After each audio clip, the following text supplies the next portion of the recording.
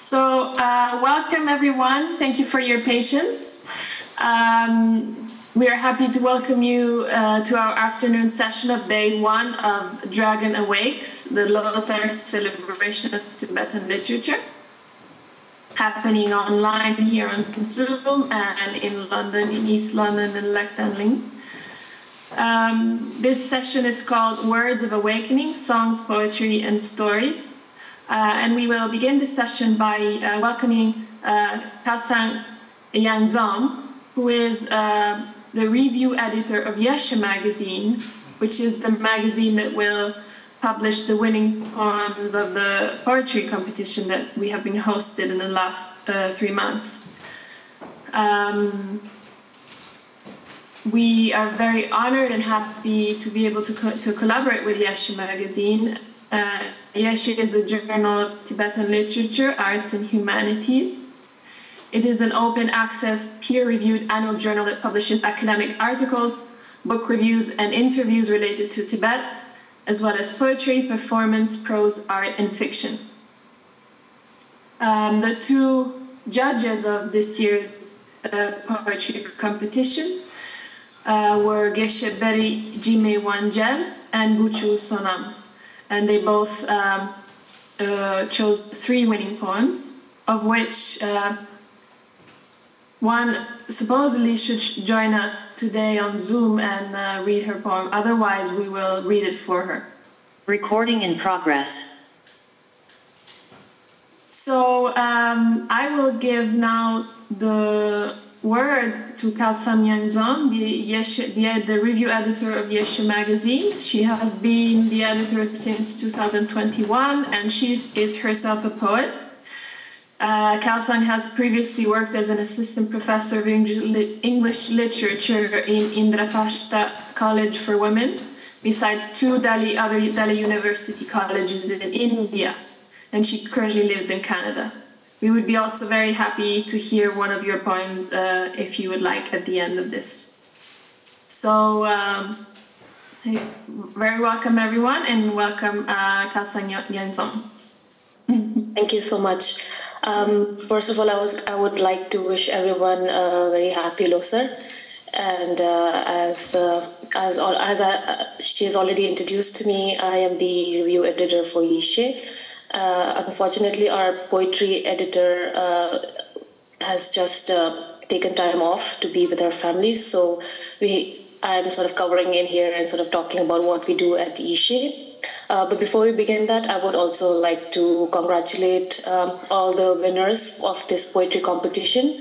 And on a very auspicious note is that one of my cousins is the winner. Like, I just realized it because I saw her in the list. So yeah, that's a very good way of starting this. So Yeshe is an online journal, and it was co-founded in 2020 by Dr. Patricia Vidani and Dr. Shelley Boyle. And it was opened with an aim to provide a platform for Tibetan writers and researchers and scholars who would like to write on Tibet.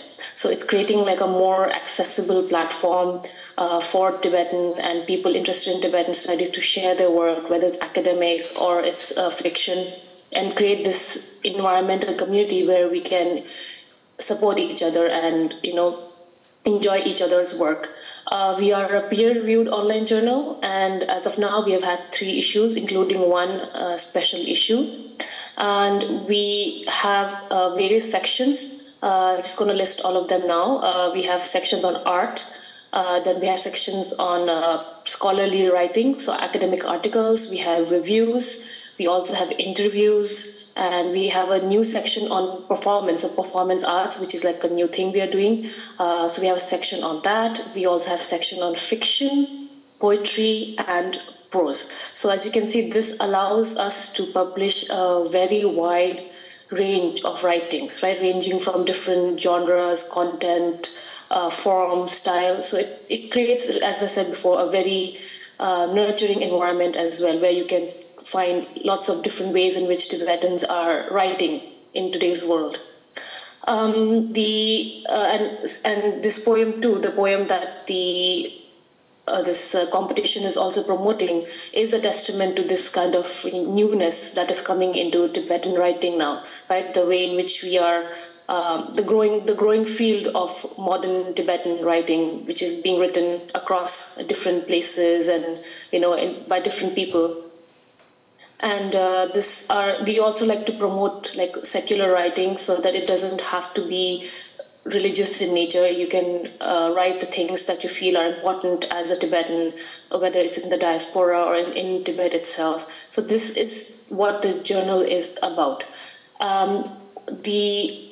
Since we are at the poetry section, we do solicit writings which are unpublished, right? And also we do solicit writings that are not translated as of yet.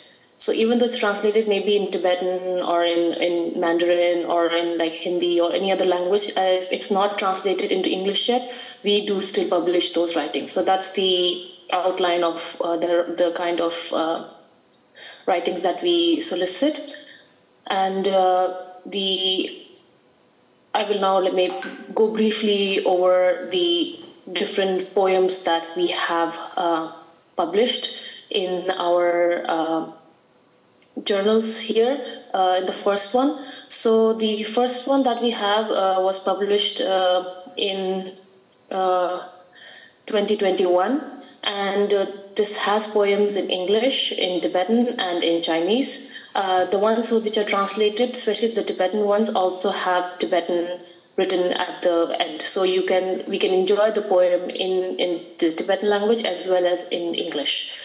So the poetry section in the first section was curated by Chimi Lama, and it has new poems and sketches by Jangbu, titled Looking for Answers, which is very contemporary in its talks about the pandemic and how it affects us. Then we also have Sangdor's poem called Liquor Bottle, Dizzy in a Karaoke Bar, which again takes place in a karaoke bar, and it gives us again a very different view of Tibetan living in Tibet, right? And then now we also have more poems by Nangsa Soyang, who writes in Chinese. The title is In Tibet, Just Be a Stone. And we have two other Chinese poems written by female authors, poets, Pema Nodrun and Pema Yangchen, and their poem deals with the search for the female archetype. And then we also have Da Senpo's scribbles between Shanghai and Hanzhou, which is an example of Tibet's third generation poetry. And then we also have more poems by Qianbang Sinpo, Tsultring Sangpo, Zangper Tsongdruk Rangdol, and Charles Impressions. We also have Tsa's Time in Broken Branches, which are, again, these are all poems written in Tibetan and Chinese. So we can see that there is like there's a variety of new writings that are coming from within Tibet as well. So it's not just, we are not concentrating just on writings outside, but inside in Tibet as well. Then finally, in this section, we have two English poems by Leki Lediker, who has also published her own poetry book in December of last year, which is called Learning Tibetan. So as you can see, we are trying to promote different kinds of writers writing in different languages. Yeah. The second edition that we had was published in 2022. And that section, it begins with Tsering Wose's The Old Key is My Talisman. She's a very famous Tibetan scholar, critic, and we are very pleased to have her poem published here with us. It was written in Chinese and translated into English, and it talks about like Shambhala, the Shangri-La that we all have heard about. Then we have Chime, whose poem At the End of the Twisted Black Steel Amid is the poets. We see the poets struggle with solitude, and then to sort of offset the contemporary poems, we also have a poem by Milarepa titled Six Illusions, Metaphors of Experience, which is translated by Michael Martin.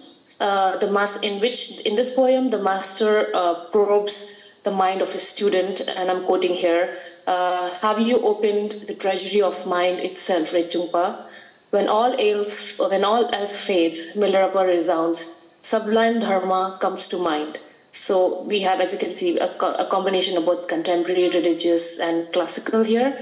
And then we also have Khandro Langri's Pola in his later years and Mola in her early years, which is a very ingenious play on the form, and it creates paired poems which can be read together or can be read alone on its own, depending on how you would like to, read it. And we also have poems by Tsering Wangmo Nagdo, and Dorku Drodro. Okay, and finally we also have the in this section we have the honor of publishing Chan Bang's poem Death Posthumously, which in his poem he talks about death in the imagery of a ruptured ship, but we also see a sense of hope at the end of the poem. So it's a very apt way to end the section on the 2022 session. Our most recent edition, which was published in 2024, is the 2023 is the poetry section under our latest publication, and it is we start by Kelsang Lamo's Tibetan poem. It's titled "To My Departed Beloved," where and this poem is again needs a new mention because A, it's in Tibetan, and B, because it sort of seamlessly intertwines like religious and romantic imagery together, which we think is not possible or which looks odd, but she has managed to do that in her poem. So I'll just read 2 lines from her poem. She says, "Love is the sharp intensity of suffering. Such lack of karmic fulfillment is our karmic fortune." Then we have, in this section, we also have poem by Kalden Rangrol Drathenpa. He writes in English, and it shows a dexterity in intermingling Tibetan phrases with English. And then we have more poems from Trinle Kankyup, who writes in Tibetan, and he intermingles like the age-old Buddhist wisdom of samsara and dharma to modern settings like of bookshops and cafeterias, which I know if you have visited Dharamsala, lots of cafes, lots of people reading and writing there. So it sort of conjures those imagery of that world. Then we also have Khenpo Konchok Molam's poem on the characteristics of HH Drikung Kabgyong, which is again an example of Tibetan encomium, and it's written using traditional imagery. The poem also brings to attention the importance of the teacher figure and the virtuosity of our Tibetan scriptures and their practice. And again, I'll just read 2 more lines. In truth, the Kangyur, Tengyur, and the scriptural tradition is the real Buddha. You are the real Thonmi Sambuddha who corrects contradictory grammatical points.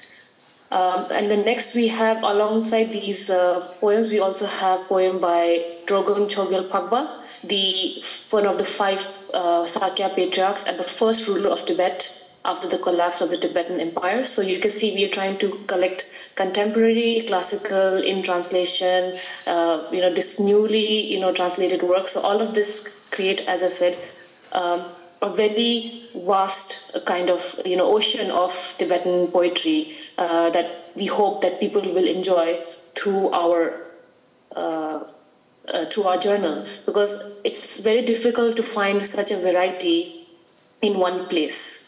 So we also have, as I said, the other journals like High Peaks Pure Earth also is doing this work of curating and collecting and bringing forth the different, varieties and the different ways in which we as Tibetan scholars read and write. So our journal is also an attempt to sort of add to that reservoir of writings and make sure people have access, not just as readers, but also as writers, so that if you want to publish, if you want to write, our platform is open and you can send to us and we will make sure that, we can give support in ways in which you want to publish, give mentorship, help you hone your skills and connect you with people so that, we are able to lift ourselves and each other together. So that's the, ways in which we are trying to encourage people to, participate, because obviously as most of us as refugees, as living in a new country, maybe away from our parents, away from our family, it's difficult. But art is that one form of, expression which brings us together, which connects us to people at the world. And with this, I would like to also bring attention to our translators, because as you can see, many of our poems are in Tibetan or in Mandarin, and then we are really thankful to our translators such as Lowell Cook, Athena Daya, Peter Woods, Lama Jab, and Lamo Kheb, and many other in-house editors who have made it possible for us to enjoy poems written in these different languages. Because unfortunately, like, English has become the means of communication for all of us, and to have these varieties available in English is truly a marvelous thing that technology and today's modernity has allowed us. And we are really thankful for our translators who work to provide this these poems to us. And finally, I would like to, do I have time, or did I speak a lot? No, this was perfect. This was just perfect. So you gave us a really nice overview of your work, the work of editing poems and selecting them, translating them, and giving voice to people all over the world to be able to talk about Tibet, about their experience in Tibet and outside Tibet. So this was wonderful, and we would love to hear your poem. So I'll just end with my poem that I wrote. This is the book. I'm not sure if you can see clearly because of the filter. Can you maybe put it next to your face, because it's focusing? Yes. Memories. Yeah. Very nice. Yeah. So it's called Carrying Memories. It was published by Blackneck Books. They're an independent Tibetan publishing house in Tibet. In Dharamsala. I'm just going to read this one poem, and since this conference is a celebration of the New Year, so I'm going to read a poem by one of our favorite foods, and that is momo. So this is a poem titled. It'll be fantastic. Yes. Also, we're having momos. Later after. Okay, that's a very good thing, because now we're going to read. So this is really appropriate. Yes, I'm reading a poem on momo. Okay, this poem is titled as An Ode to Momo. Today we are making momo, an exhausting task but rewarding too.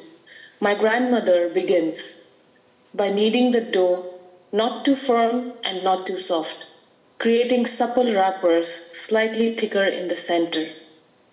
My father prepares the filling, mincing the meat by hand. No store-bought keema today. While I wash bundles of chuse, sore hands both of us, to make a heavenly union, panjil for some. The family moksang is brought out and liberally oiled. Aunts, uncles, nephews, nieces, all huddle around as they scoop the mixture, crafting various shapes, round ones with beautiful folds, nestled against the tapered ends of tsitsi momo. All that labor cooked in 20 minutes, aroma reaching the neighbors, hot momo scalding our tongues, cupped down with an urgency, all chatter paused, savoring, everything else forgotten. Momo is not just any food, it is the celebration to make and enjoy with friends, family.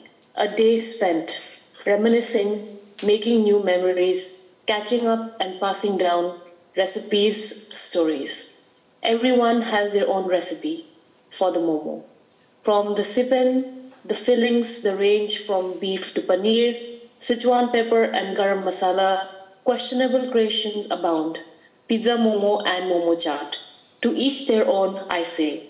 But please, no matter what you make them, do not call them momos. So, thank you. Great. Thank you so much. Beautiful. Thank you for that. And thank you again for this platform and for us to, share what work we do.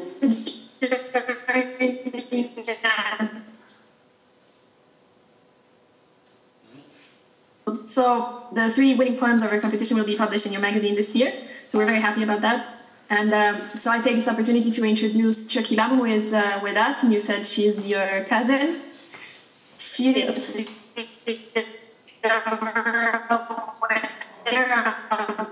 the competition. Welcome, Turkey. Thank you for joining us. Hi. Hi, Mandy. I think you're breaking up a little bit. Hi, Kesang. Oh my God, we should stop meeting like this. Can you hear me well? I can hear you. Yeah, you were breaking up a little bit before. Okay. Yay. Do you want me to read the poem? Well, yes. I just want to congratulate you first of all, and because we have been talking back and forth on emails. Yes. So it's very nice to meet you. We're very happy to have you. We're happy you can join us. I know it's early in the morning in California. You're a student reporter in California, yes? Yes, at UC Berkeley. At UC Berkeley. And you want to be a journalist, but you've always had the passion for poetry, yes? Yes, I did my master's in English literature. And now I'm doing my master's in journalism, so that's a bit of a pivoting, I would say. Yeah. Very nice.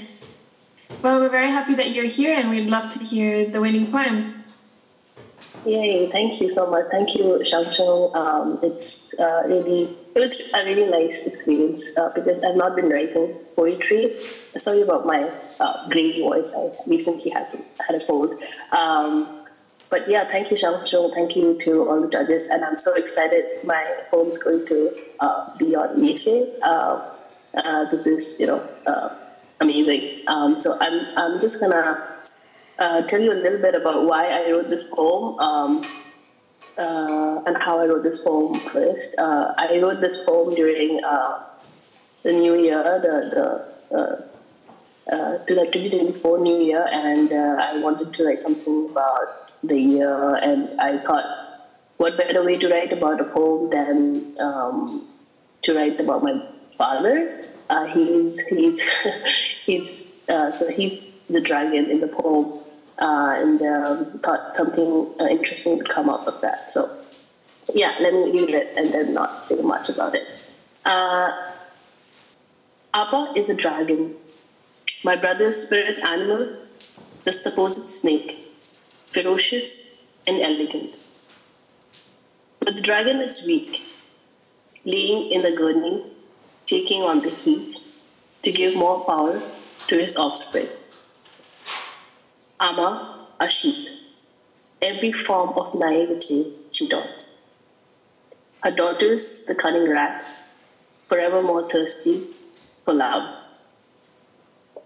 The aging spirit of growing old, every year, month, days, and seconds. Perhaps no land is ours when no one claims their own.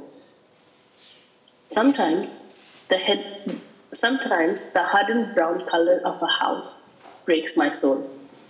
Just one more time, we meet again, in sorrow, in love. Yes, that's it. It's very touching. Very, very touching. Yeah, thank you. Thank you so much for letting me read it.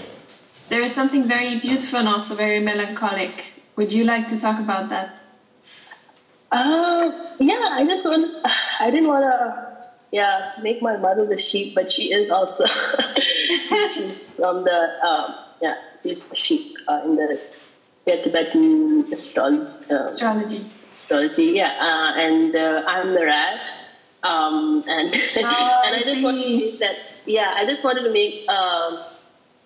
make a sort of a contradiction in how we see ourselves in real life and in astrology. So, and I just thought, since I'm away from home right now, this is my first time outside of India. I'm from India, and just thinking through how family grounds you and how family supports you through every thick and thin is something that I want to put down on paper. Yeah, it's very beautiful because it's at the same time light and also deep. So this is both very good qualities in a very short poem. So congratulations. Thank you for choosing a poem. Well, thank you to our judges, and they cannot join us today, but they were very happy to participate in this and to choose your poem. Okay, so now I would like to welcome Shwanto Lam, who is also participant in the poetry competition. He very welcome. Welcome to you. We are very honored to have her recite her poem of the competition from Ho Chi Minh, Vietnam. So we're very, very happy to have you. And we know it's very late for you over there. It must be sometime around midnight. So thank you so much for being patient with us. We were a little bit late, and we're very happy to hear your poem. Yeah, thank you very much. Hello, everyone. Thank you so much for giving me this opportunity to participate in this wonderful event with all of you, especially on Chochu Duchen, and to celebrate the Tibetan literature. So I'll read my poem. Yes, please. Wood dragons, dragon in you, dragon in me, year of beauty, full of energy, positivity, creativity, joy and love. All around the world, every footstep, resounding emptiness. Would dragon embrace Mother Earth, dragon in all of us. Nature shines within our heart, light of compassion and wisdom. Then ultimate bodhicitta forever grows. Thank you so much. This is very beautiful, very lively and joyful, and brings about a lot of feelings of hope and of celebration for this year of the dragon. Can I ask you what is your interest in poetry, and what is your interest in Tibetan culture? Actually, I'm a beginner in poetry. I just wrote poems for my leisure, but this is the time that I participate in a competition. So I feel so happy, so blessed to be here. Wow, it's amazing. We're very happy that you can join us. Yeah, and I would like to dedicate all the merit to the enlightenment of all sentient beings and to the longevity of our teachers. Thank you. Thank you very much. Thank you. So at this point, I know that there's people in Lek Dam Ling in London, in our London venue, who are there and who are ready to share their own poem physically. So I would like to now pass on the mic to our friends in London. If you can connect or show your video. Oh, someone is asking to Shwan Tolam if she is Vietnamese or Tibetan. Oh, I'm Vietnamese, yeah. Thank you. Thank you.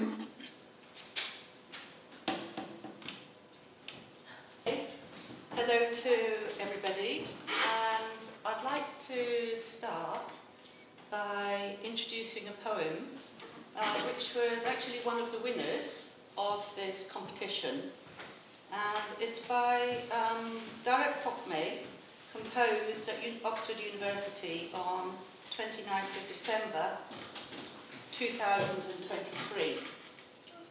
So I have his permission to read his poem as he's one of the winners. And so I'll try to do it justice. And it's called Dragon Year, Crooked Footsteps of Refugees. Many years ago, counting from this wood dragon year, a red storm arose from the east, where the sun awakes.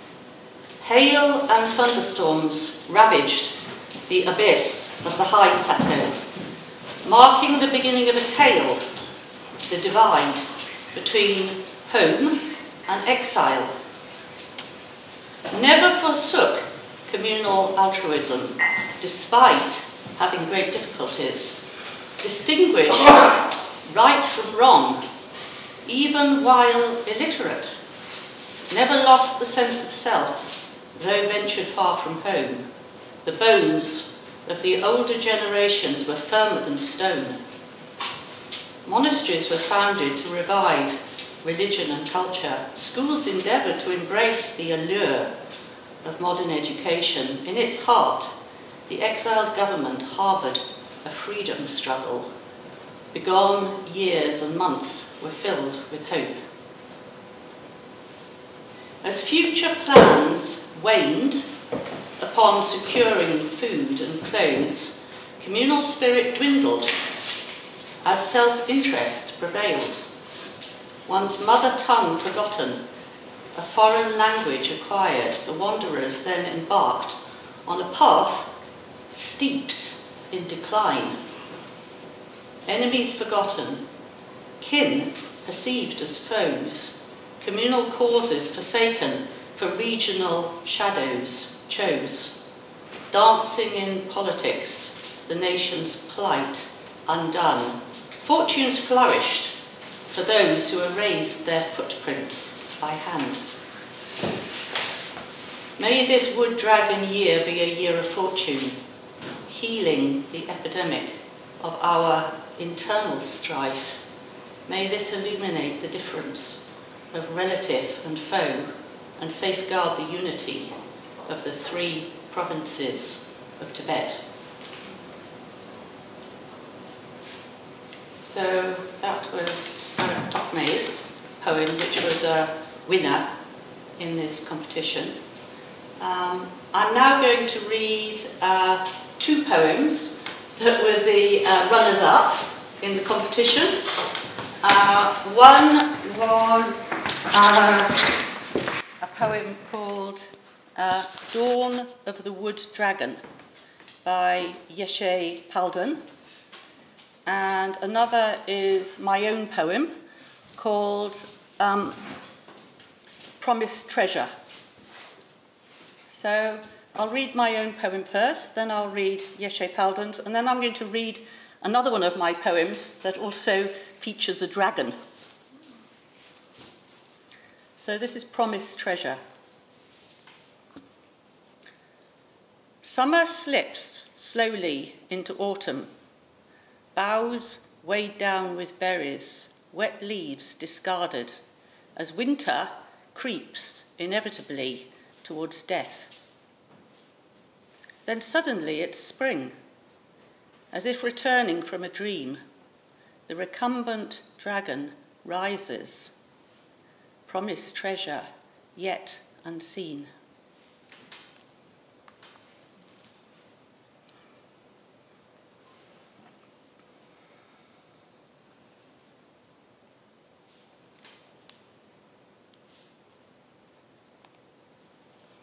So this is Yeshe Palden, Dawn of the Wood Dragon. In the hush of ancient copses, the cosmic ballad unfolds. I come with futures, vast and unknown. My presence is flames, burning steady and bright. I am a guardian rising through the canvas of the night. I am a symphony written in the ink of the sky. I am a tale of ancient magic rising so high. In cycles of 60, I shall arrive wherever I grace, immunity I derive.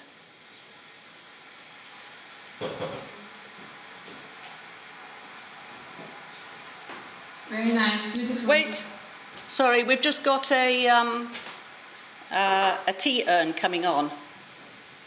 Oh, sure. That was the first part of the poem.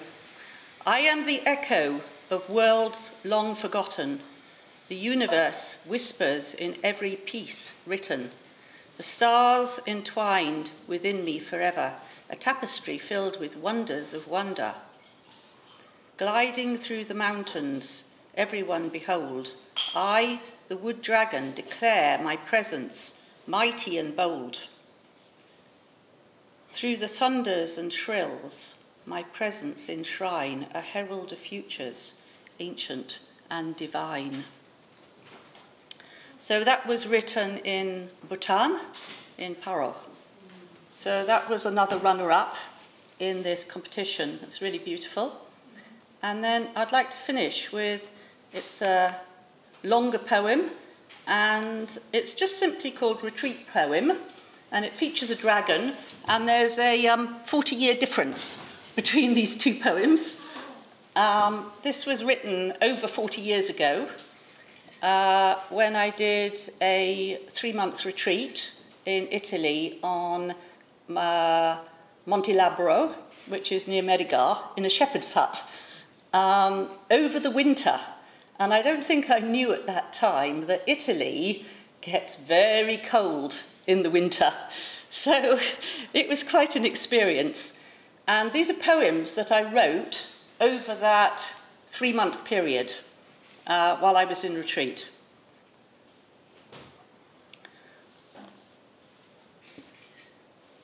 Sitting by the doorstep on a dusty sheepskin in the early morning, a hazy sun warms my cheeks. I wonder what will come to mind. I remember my dreams. My thoughts are like a bird tied to a pole by a long string. They fly in endless circles under the illusion of freedom. Alone, all alone, in an empty room, in an empty house on a wind-blown hill. How do I feel? How do I really feel? Lonely, yes. The images speak for themselves. Nothing moves, only silken mist, translucent as a moth's wing, hovering between the cliffs. I will read a poem which is a poem written by Nyula Pema Dudal. He was a Dzogchen master who lived in eastern Tibet in the 19th century. And he was one of the main teachers of Changchub Dorje, who was the root master of Chogyal Namkhai Norbu. And Nyula Pema Dudal, he undertook many retreats, and he attained the rainbow body as well at the end of his life in eastern Tibet. Just bear with me a moment.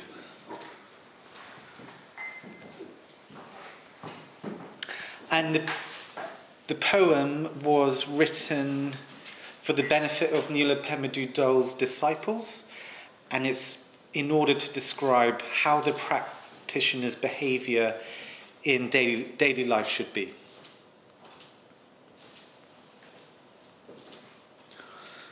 I pay homage to the pure presence, the glorious primordial Lord. As for the Dzogchen practitioner's behaviour, when you eat in the pure state of presence. Whatever you eat is the Ganachakra offering. When you sleep in the state of pure presence. Wherever you sleep is the natural place of the clear light. When you walk in the state of pure presence. Wherever you walk is the real path of Dharmata. When you sit in the state of pure presence. Wherever you are is the great joy of self-perfection. When you look in the pure state of pure presence. Whatever appears is the true dimension of enlightenment. When you speak in the state of pure presence. Whatever you say is the supreme wisdom teaching. When you think in the state of pure presence. Whatever you think is the wave of the Dharmakaya energy. When you do something, do it in the state of pure presence. Whatever you do becomes the accumulation of merit. And that's the poem or song by Neela Pemadudal. Thank you. Yes. Hello, everybody on Zoom. I'll read a short poem, which I just stumbled upon and I liked. And I need to find it 1 second. And then we will have John Shane, who I'll introduce in a second after my short poem. So this is a poem poem song, we could say, by Drukpa Kunle, famous tantric master from Bhutan. We actually had a lecture on him maybe a year ago on Zoom. It's on our YouTube channel, quite a fun lecture by Elizabeth Monson, who wrote a book, compiled a book of his songs and all. He's quite entertaining, so here's the poem. I am happy that I am a free yogi, so I grow more and more into my inner happiness. I can have sex with many women because I help them to go the path of enlightenment. Outwardly, I'm a fool, and inwardly, I live with a clear spiritual system. Outwardly, I enjoy wine, women, and song, and inwardly, I work for the benefit of all beings. Outwardly, I live for my pleasure, and inwardly, I do everything in the right moment. Outwardly, I am a ragged beggar, and inwardly, a blissful Buddha. That's the poem. Good afternoon, everybody. I hope you can hear me. It's a great honor to be here, and of course, with behind me on the wall, an image of Mount Kailash, and having heard the words of great teachers before I speak, I feel humbled, and I'm aware that what I have to say is not at the level of the great teacher that we just heard his teaching. However, I had the great privilege of studying and practicing with the guidance since 1968 of different Tibetan teachers. I began in Scotland with Chogyam Trungpa Rinpoche. And at the time, I was about 21, 22, and I was a professional poet, author, and musician. I had my own band, and I was touring extensively. So the title of this part of the Losar celebrations is about poetry and stories. And if you don't mind, I'm going to tell a few stories first. So I produced an album of songs, my songs in 1976, and did a huge tour of the UK with it. And I returned to my cottage very, very tired. And I was exhausted from doing all the publicity of this tour. And I sat by my fireplace, and I reached to the bookshelf next to the fireplace, and I pulled out the first book that was there. And it turned out to be the Tibetan Book of the Great Liberation. I'd already been studying with Trungpa Rinpoche, as I said. I opened it. The first page it opened on was the 10 causes of regret. And the first cause of regret was having met the perfect master, to abandon him is a cause of regret. And of course, I was in this world of trying to make a success of myself as a writer at that time. And it struck me that my teacher, Chogyam Trungpa, had left for America. He wasn't there anymore. And the same day, I had a phone call from another student of Chogyam Trungpa who lived nearby, 20 minutes away, the other side of the border of England and Wales. And he said, His Holiness Karmapa is coming in 10 days' time to my house with a small retinue of monks. It's a fantastic opportunity to meet the Karmapa, and he's going to give the black crown ceremony. If you come and help clean up the house, you can be here. So I went and I met His Holiness Karmapa. I received teachings from him, and afterwards I had an interview with him, with the translator, because he didn't speak English.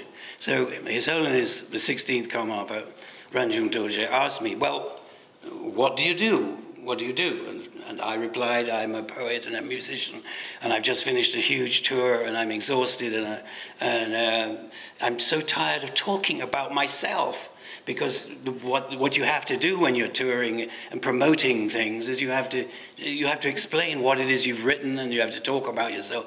So every time I'd finished a concert, I would be asked to speak about myself. So His Holiness Karmapa sat there and looked at me. And of course, when the great master is present like that, you feel completely exposed. You feel as if he's looking right into your being. So there was absolute silence in this room, in the Black Mountains, quite close to the Dzogchen community's base at Tsering. So His Holiness Karmapa is sitting there in his robes. I've seen the Black Crown ceremony. I've been really impressed with this. And suddenly he goes like that. And then he does it again. And then he does it again. And he said to me, "Did you hear that?"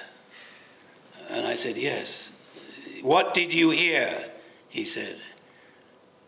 And I thought for a minute. There was a sort of long silence when I didn't know what to say. And I said, "I think you're pointing to the echo." And he said, "Yes, there's an echo in the room, isn't there?" And I said, "So there's an echo. What is it you're telling me?" And he said, "Fame is like an echo." So I said, "You're telling me that in my career I'm pursuing fame, and fame is empty. It has no significance because an echo is something." He said, "Listen." And he went again. He did it 3 times again. And I listened, and he said, "Do you see that it's only there when I beat my hands?" And I said, "Yes." He said, "Fame will only last as long as you keep feeding it. And if you feed it, it will consume you." So, of course, this is difficult for me. I was a professional poet. I made my living. I fed my family by being a poet and a musician. So I said to him, "Look, if I don't have a name, if I'm not known, nobody will come to my concerts. Nobody will buy my books. Nobody will buy my music. So, you know, I have to do these things, and my career is just beginning to go up. I'm on a national tour. I've been on every local TV station in the UK. I'm beginning to be on the national radio." He said, "Perhaps a change of activity is indicated." That's what the translator translated what he said as. So this is quite a blow, as you can imagine, to my idea of myself, whatever. But anyway, we talked about other things after that.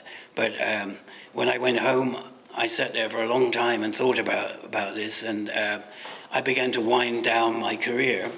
And I began to practice more and attend more retreats. And after 10 years, Trungpa Rinpoche had gone to America, so I couldn't see him. This was in 1978. Namkhai Nobu Rinpoche, Chogyal Namkhai Nobu, the founder of the Dzogchen community, arrived, and I met him. And he became very interested in the fact that I was a writer. And at our first meeting, he asked me about that. And I met him in London in really extraordinary circumstances, which I won't go into here. But the next thing I did was he left for Paris on a plane. It took 20 minutes. I didn't have much money now because I wasn't doing so much work. So I took a train. It took me 14 hours to travel to Paris. It had taken Rinpoche 20 minutes on a plane. And I arrived there, and I had all my notebooks and things in a backpack. And I went to the retreat place, and I was tired. And I fell asleep in the place where the retreat was being held, which was actually an art gallery on the left bank. And prior to my speaking, you saw Jamyang, and this is before Jamyang was born. But Jamyang's mother, Maria, was there, and she was translating for Nobu Rinpoche. And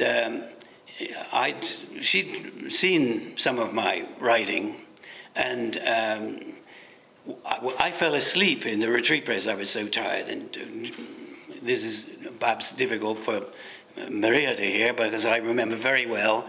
She took my notebook with my writing in it and read it to Chogyal Namkhai Nobu. She read him the poems I'd written about him. She read him the poems I'd written about her during the retreat in London that preceded this retreat. And that's how Chogyal Namkhai Norbu discovered that I was a writer, that he heard these things.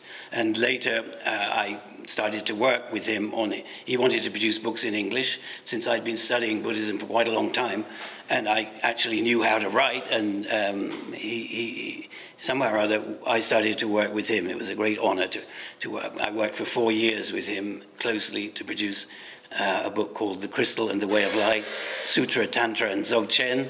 And that's now translated into about 30 languages. Some people consider it the first book in a Western language about Dzogchen, but I don't know if that's true. But not about Dzogchen, but the first book for ordinary people, not for scholars.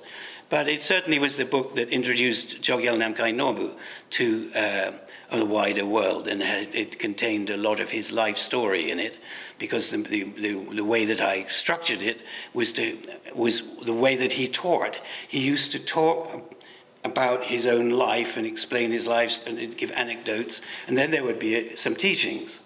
And so, of course, you would then have to follow something more complicated than his life story when he was explaining to you the Dzogchen teachings.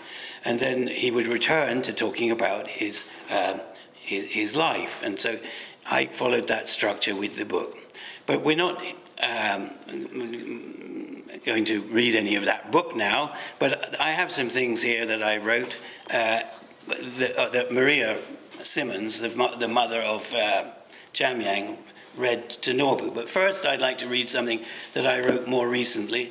I live in North London here, and there's a big park, called Hampstead Heath. And John Keats, the great poet, lived near there in Keats Grove. And there's a row of trees that I walk up nearly 2 or 3 times a week to get onto the heath. And I always think, well, Keats walked under these trees. So, to get to this point, I had to walk past the Royal Free Hospital, a huge London hospital. And walking past the hospital, I saw people of every kind, every culture under the earth seemed to be there, because London has so many different cultures, so many different languages. And I thought how wonderful it was that in London, a city which I grew up in, and a city in which my parents lived before I was born, a city in which bombs were falling before I was born, because I was born just after the Second World War. So I wrote this: how precious is the peace. How precious is the peace. May it flourish and increase. May it never cease. How precious is the peace. How perfect, how holy, how fragile, how lovely. How precious is the peace. How easily broken. How hard to mend. How hard to defend. So let us all say, Amen. How precious is the peace. How precious is the peace. Let none take it for granted. Let the seeds of discord that are easily planted never grow. Let our wish be granted. Let hatred diminish. Let war be finished. Let peace prevail. Let love not fail. How precious is the peace. How perfect is the harmony between us as friends. How precious is the peace. May it continue. May it never end. May we recognize each other as sisters and brothers. May we know what it means to love and be loved. May all below be as it is above. When all conflict has ceased, how precious is the peace. May we preserve it. May we keep it. May we deserve it. Let us not lose it in our foolish haste. Let us wisely choose it. Let it not go to waste. How precious is the peace. We are living through a time of great conflict. There's Ukraine and Gaza and so on. And so when I saw all the people outside the hospital from all these different religions, different cultures living in peace, as I walked up the trees under which I knew John Keats, the poet, had walked, this is what arose in my mind. And I went to a cafe and I wrote it down. So to the poets who've written their poems, which I've heard some of them for the competition, congratulations. It's a remarkable thing to approach poetry and to stand in the shadow of greats, as I stood in, if you like, in the shadow of Keats, knowing that I could not reach the heights that he wrote as a poet, but nevertheless, with the motivation, with the intention to commit my thought to the page. And I'm happy to share that with you. So now I'm going to go back to 1978, Paris, meeting Namgai Norbu. And this is called Crazy Wisdom Chant. Ho! Spontaneously arising energy is great bliss.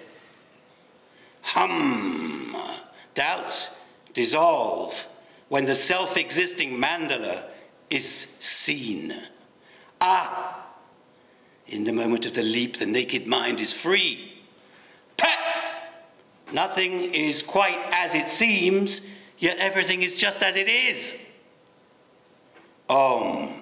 Nothing to accept, nothing to reject, nothing to choose, nothing to win, nothing to lose. No one sings this song for no one who will hear. Entering the primordial state, going beyond, losing myself, choicelessly aware, becoming all I see. I observe my own condition and find Buddhas all around me. Buddhas driving taxis, Buddhas flying planes, Buddhas check my passport, Buddhas ride on trains, Buddhas in my hotel, Buddhas in the street, Buddhas in the restaurant, when we go to eat, Buddhas talking in Italian, Buddhas talking French, Buddhas laughing, Buddhas crying, Buddhas living, Buddhas dying, sleeping Buddhas, dreaming one day soon they will tremble and awake. Confused Buddhas at the crossroads, wondering which path they should take.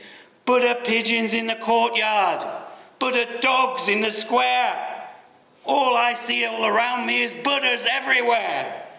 What has happened to my mind? What has happened to my heart? Nobu, Nobu, when I follow you, my world just falls apart. So that actually was written in 1980 in Paris. You have to forgive me that I addressed my teacher by his first name, Nobu, because that is how he insisted we addressed him. Of course, he had titles, many titles as a Rinpoche, but he wanted us at that time not even to call him Rinpoche. He wanted to be called Nobu by his first name, so I used his first name there. Of course, it doesn't mean I didn't respect him, as you can see from what I wrote. I'm echoing his teaching back to him in my writing there, with sort of my limited ability, trying to understand what it was I had learned. So again, I mean no disrespect when the next piece that was written at the same time, and which I have to say Jamyang's mother read to Rinpoche, and I'm not sure if I've ever forgiven her or ever will be able to forgive for that, but there we are. So all this stuff was read to Rinpoche while I slept. And anyway, so this is called The Joker.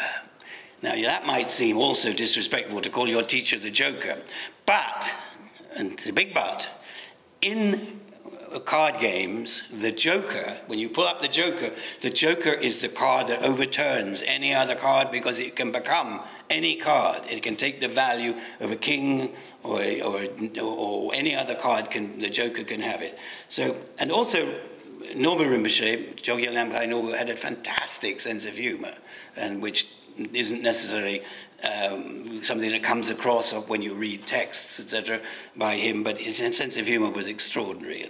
So anyway, this is called The Joker. I'm going to read only the first part of it.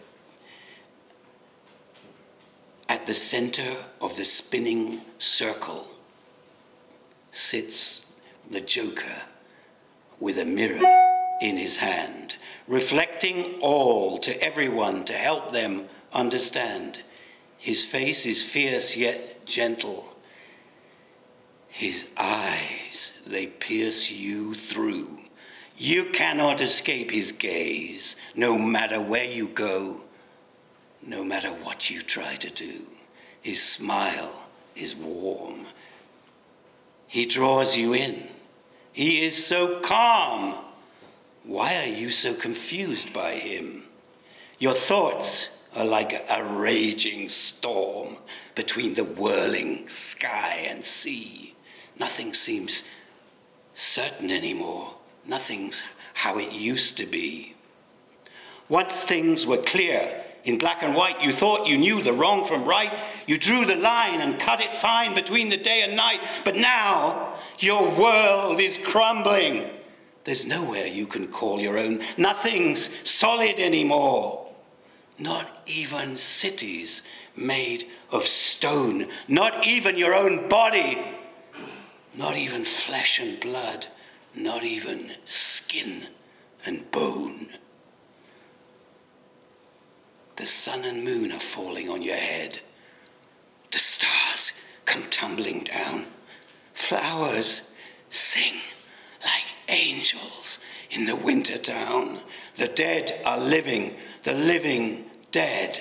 Fire turns to water, water burns instead.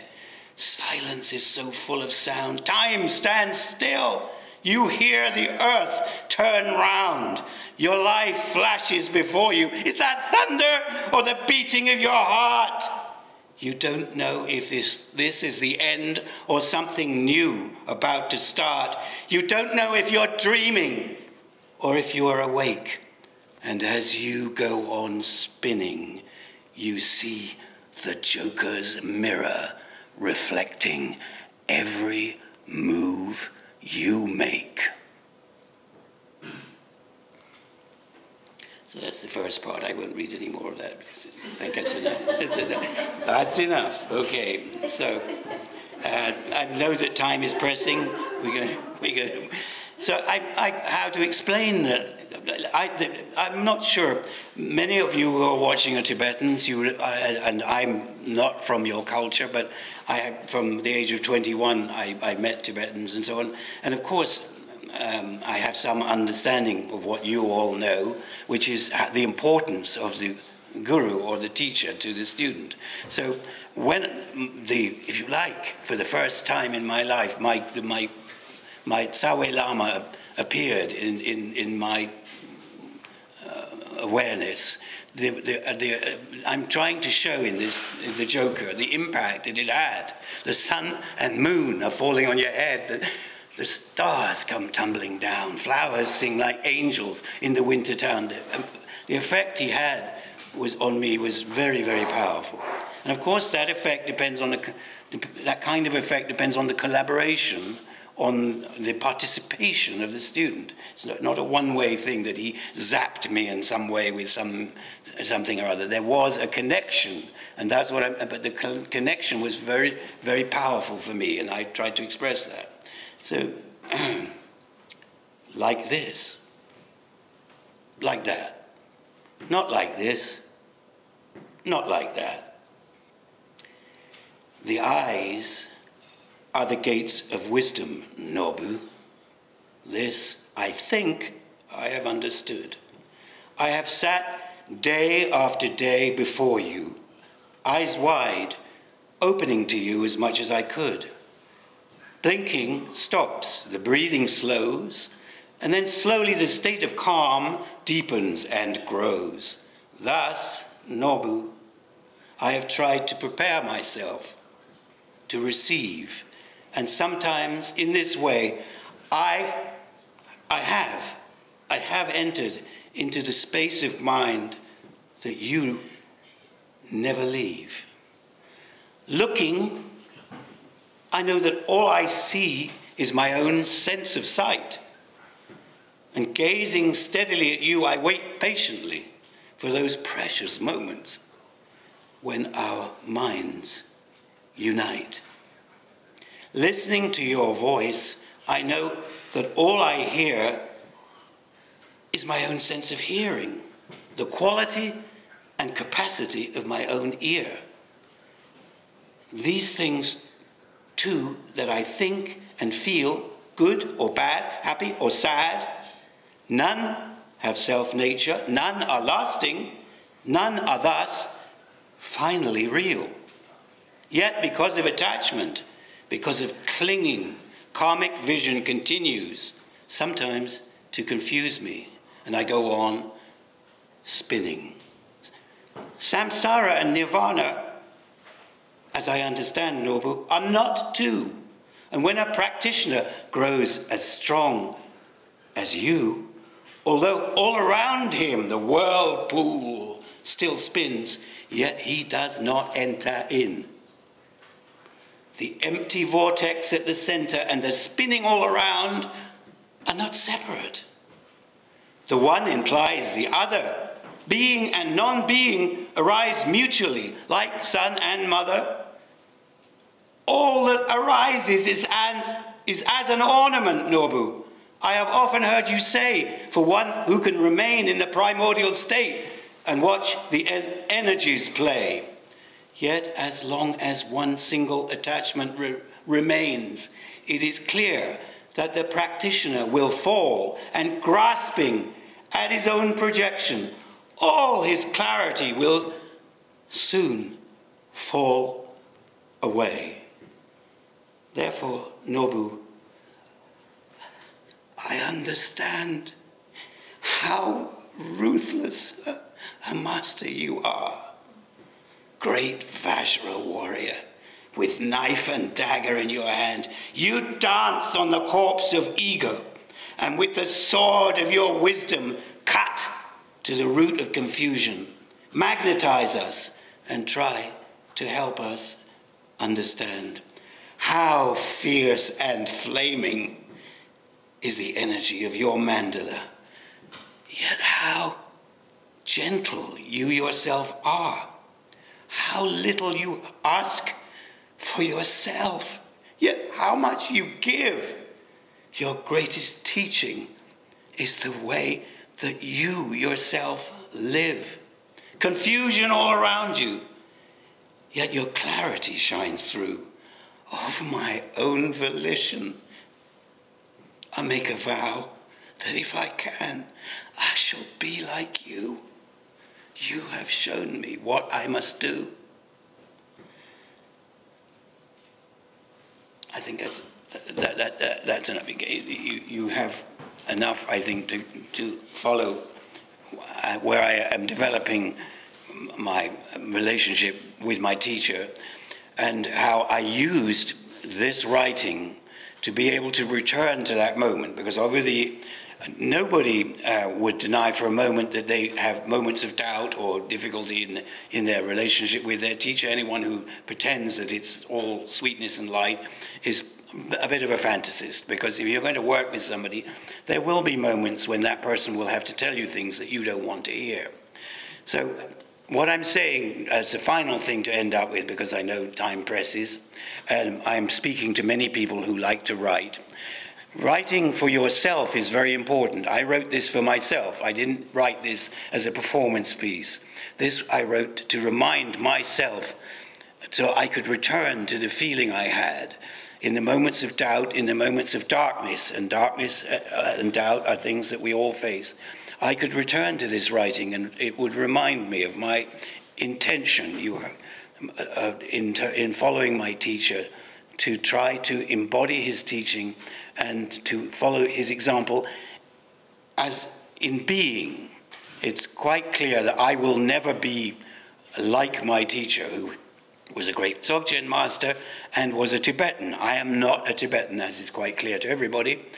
But from every point of view of becoming an exponent of Dzogchen, I am a complete failure.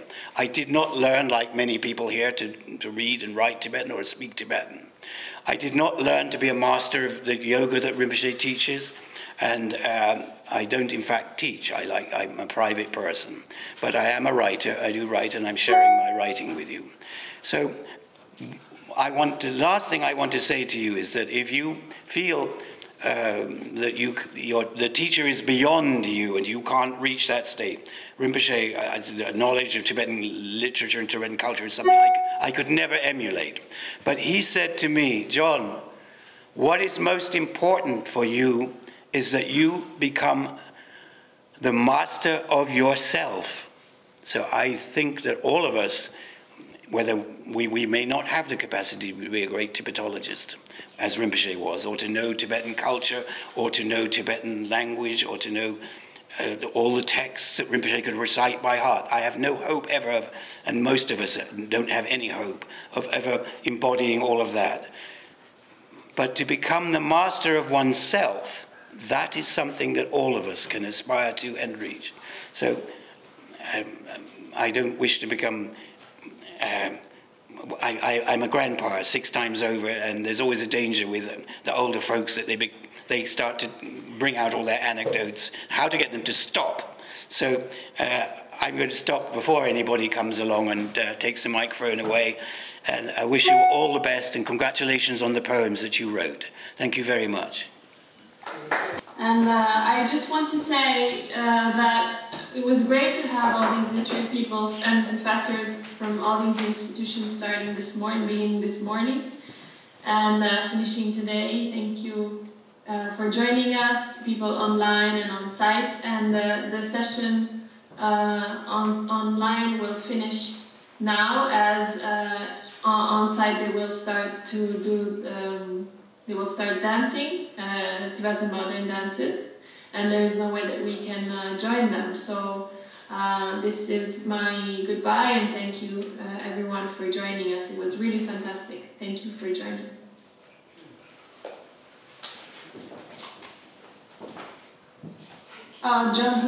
John Shang is the name of the poet.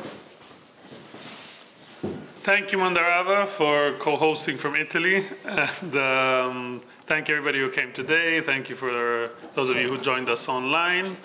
And we wish you a wonderful Dragon Year, and hope to see you soon here in person or online. So all the best to all of you, and thank you. Have a nice evening.